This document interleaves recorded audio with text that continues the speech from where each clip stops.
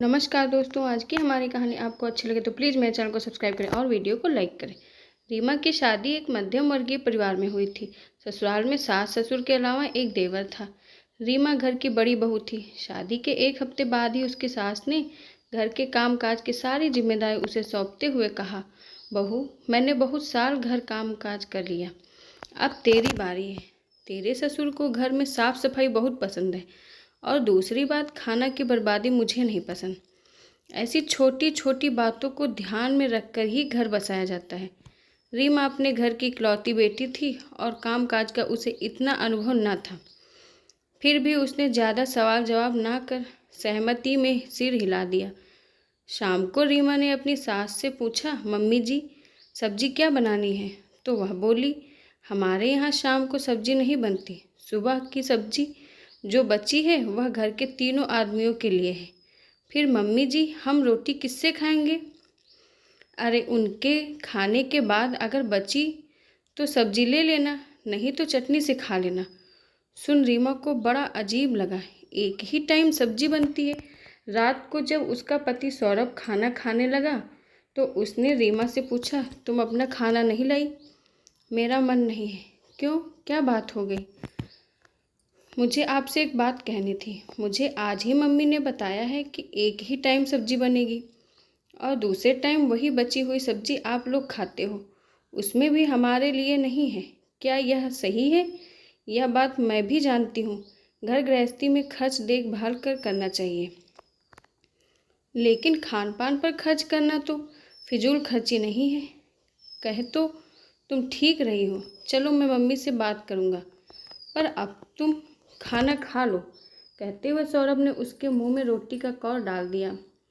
अगले दिन सौरभ ने अपनी माँ से जब इस बारे में बात की तो वह गुस्सा होते हुए बोली, शादी होते ही बहू की सीख माननी शुरू कर दी तूने। बरसों से तो यही नियम रहा है घर का।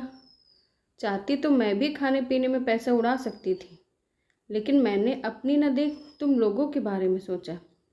ऐसी छोटी छोटी बचत से ही तो तुम लोग इस लायक बने हो। यह बात सब भूल आज तुम मुझे ही सीख दे रहे हो। मम्मी, पापा की छोटी सी कमाई में आपने हम दोनों भाइयों को कोई कमी महसूस न होने दी। बहुत त्याग किया है आपने हमारे लिए, लेकिन अब तो घर में 3 लोग कमाते हैं, अब तो किसी चीज़ की कमी नहीं। तो यह पहले वाले नियमों की क्या ज़रूरत? नहीं, मेरे घर का नियम नहीं बदलेगा। अगर तुम्हें अपनी पत्नी का इतना ही ख्याल है तो तुम अपनी गृहस्थी अलग बसा सकते हो। उसे अपनी माँ से इस बात की उम्मीद न थी। वह आगे कुछ न बोला और अंदर चला गया। रीमा ने भी क्लेश से बचने के लिए इसे अपनी नियति मान लिया।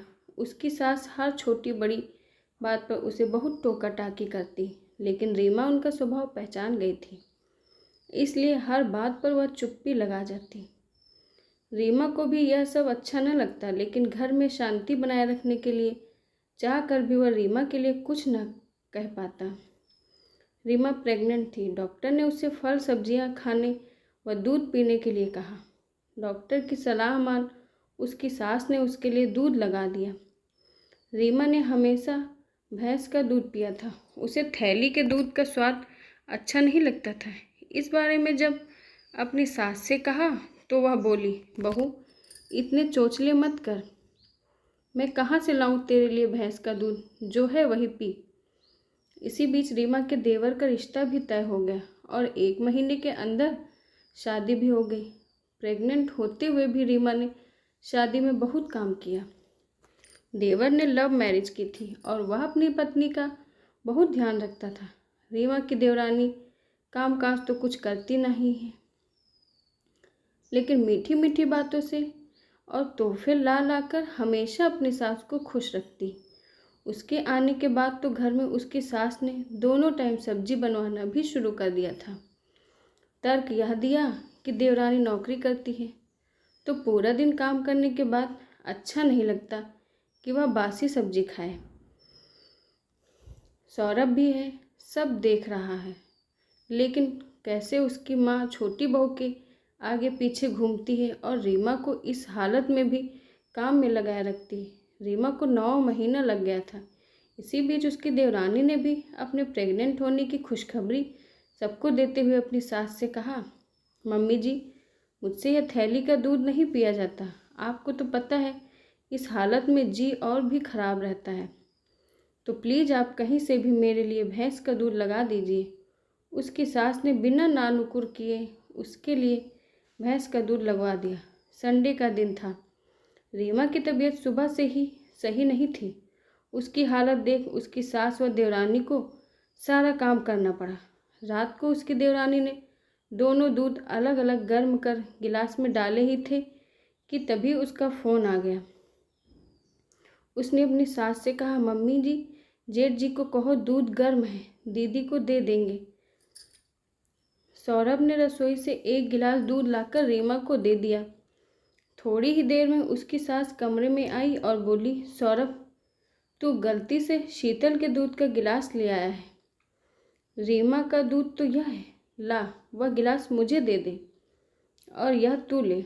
यह सुन रीमा ने डरते हुए कहा, मम्मी जी, वह दूध तो मैंने पी लिया। पी लिया? तुझे पीते हुए दूध का स्वाद पता नहीं चला कि यह दूध तेरा नहीं?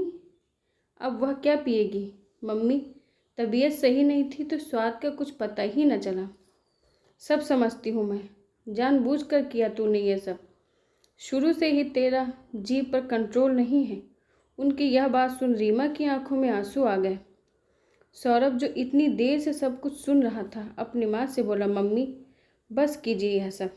अगर उसने एक गिलास दूध पी लिया तो ऐसी क्या आफत आ गई? तू तो चुप ही कर, जो तू हर बात पर इसकी इतनी हिमायत लेता है।